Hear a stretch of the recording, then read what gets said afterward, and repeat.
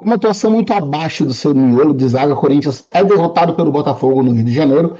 Volta para o Z4 do Brasileirão, uma partida que mostra ainda que o trabalho do Diniz tem muitos ajustes. Inclusive uma partida que teve, de uma certa forma, quase uma lei do ex, por assim dizer. A gente vai explicar aqui ao longo do vídeo, falando um pouquinho do que foi a partida Botafogo 3, Corinthians 1, aqui para o canal Portal da Fiel. Vamos analisar um pouco da partida, algumas atuações, alguns problemas, projetar o futuro do Corinthians para o restante da temporada, esse restante do mês de maio, antes da pausa para a Copa do Mundo. Então, logo depois da vinheta, tem vídeo aqui no canal Portal da Fiel.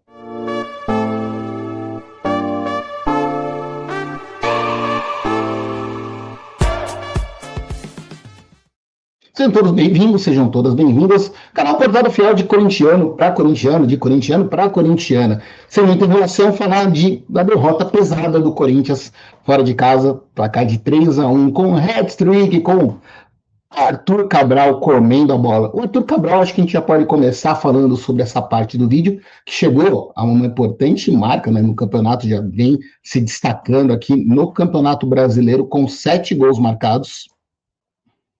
E hoje o artilheiro do Botafogo no Brasileirão. A brincadeira, ironizando aqui no começo do vídeo sobre a lei do ex, é porque o Arthur Cabral já esteve no radar do Corinthians em 2 oportunidades recentes. Ainda com Augusto Melo, quando o Corinthians estava no momento de olho aberto, vivendo baixa na temporada, com vários problemas. O Corinthians chegou a negociar com o Benfica para verificar a possibilidade de uma negociação, trazer o Arthur Cabral para o Corinthians. A negociação acabou não concretizando, ele veio para o Botafogo. Essa temporada ele estava muito em baixa, a equipe carioca queria negociar o Arthur Cabral, o Corinthians demonstrou interesse, foi atrás, a parte financeira barrou, com o salário do Arthur Cabral é alto, então acabou a negociação não acontecendo e ele foi integrado novamente, quando ele começou a ganhar oportunidades do elenco da equipe carioca e vem conseguindo mostrar a sua qualidade como centroavante.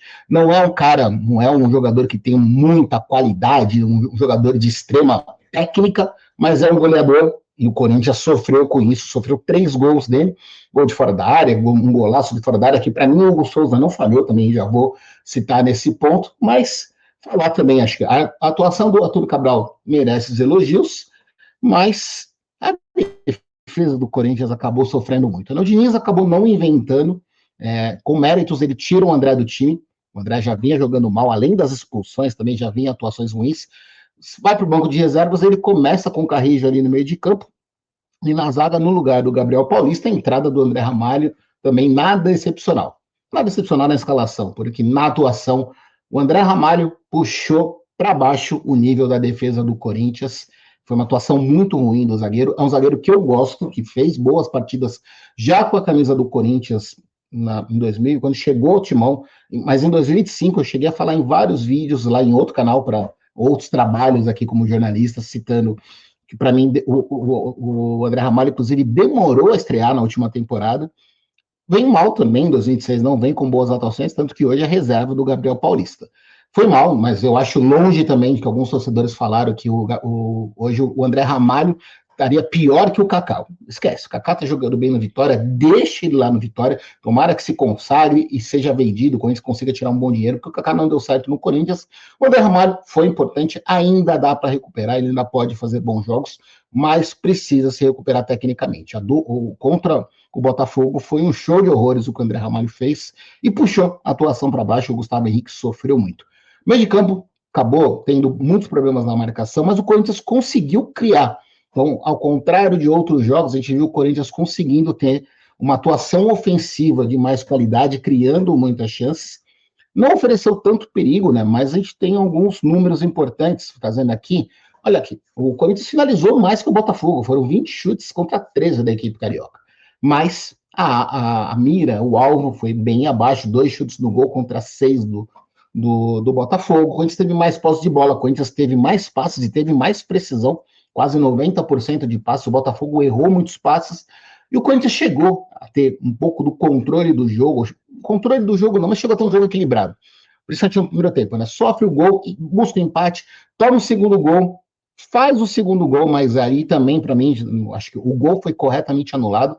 E olhando alguns lances, o Garro já vinha pegando, exigindo. Para quem não viu o lance, o Garro bate um escanteio, mas a bola não está no quarto de ciclo do escanteio. Ele bate fora da linha. A regra é clara nesse sentido. O assistente está lá do lado, levanta a bandeirinha, já anula o lance no começo da jogada. O Yuri Alberto faz um belo gol, poderia ter empatado a partida no Rio de Janeiro, mas o gol é anulado corretamente por um erro do Garro no começo da jogada. O segundo tempo do Corinthians, se na primeira etapa a gente viu um jogo mais equilibrado, o segundo tempo foi de controle do Botafogo, amplia o placar numa falha aí da defesa, dá a brecha, aí vem a dupla de zaga batendo cabeça, Hugo Souza, Mateuzinho até tentam fazer o máximo possível para evitar o gol, mas acaba saindo o gol do Arthur Cabral, a bola sobra para o artilheiro, finaliza 3-1. Arthur Cabral é caro? E o Pedro Raul? Eu acho que o Pedro Raul é muito mais caro, né? Mas aí é outro assunto. Que aí acaba entrando no segundo tempo. O Diniz, o mérito em relação a outras partidas, também por conta da má atuação de vários jogadores, o Diniz não demora para mexer no time. Ele saca o Linger que eu já tinha alertado, falo nas resenhas com o pessoal, cuidado, pessoal, cuidado com o imediatismo, cuidado com poucos jogos. Já estavam falando que ele era titular absoluto, não tinha como sair do time. O Memphis, quem pode liberar o Memphis, porque o Linger já tomou conta da posição. Calma. Acho que o Linger, eu tenho muita expectativa. Acho que o Linger pode ser um reforço de peso do Corinthians. Daqui a algum tempo a gente está falando de grandes atuações, mas até agora está indo num nível ok. E ok contra adversários de qualidade inferior ao Corinthians. Que também vou pegar um gancho para falar do Diniz. Se elogiou muito o trabalho do Diniz, a defesa ficou sem sofrer gols em várias partidas.